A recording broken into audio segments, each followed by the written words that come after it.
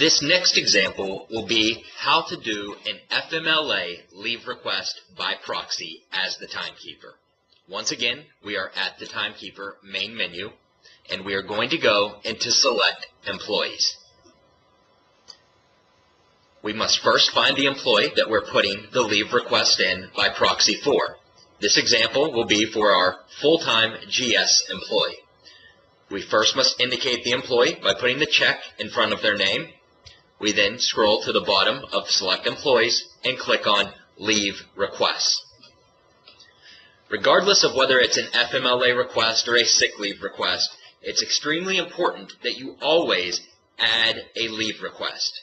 Do not go and just put that leave directly on the timesheet, because if there's no request to go along with it, it doesn't count for anything. Everything in VETAS is request driven.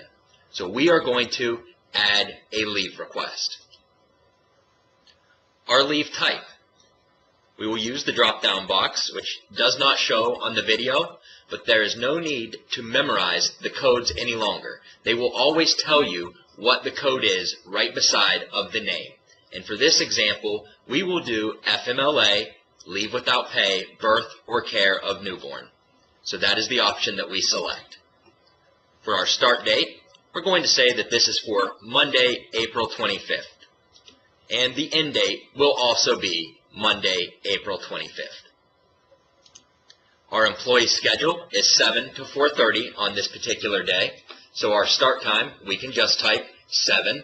And when we tab, it fills in the colon, the zeros, and the AM. For our stop time, we can put either 4:30 p or 16:30, whatever you prefer. And when we tab, it puts it in the 4:30 p.m. format, as well as defaulting the 30-minute lunch. Remember our advice, if you've seen the other videos, that in the submitter remarks, although this is completely optional, just to cover your basis as a timekeeper, we recommend that you put in the supervisor's name who has instructed you to enter the proxy leave request. So you could just type per supervisor or whomever's name. Our timekeeper submission reason, we're going to say again that this is per supervisor request.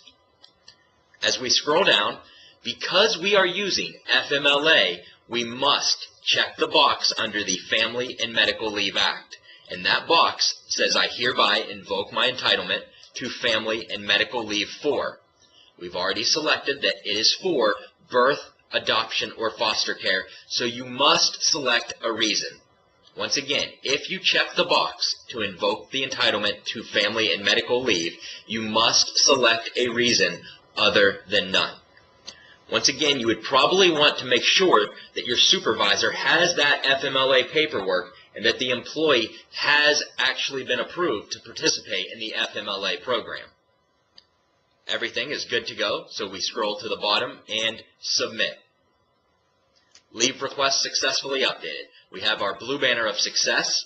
Notice that although we did not fill in the total hours, when we submitted this form, it automatically populated that for us. The leave request is now pending. Once the supervisor approves this leave request, the time will automatically post to the timesheet as long as there is nothing already occupying that slot on April 25th's timesheet.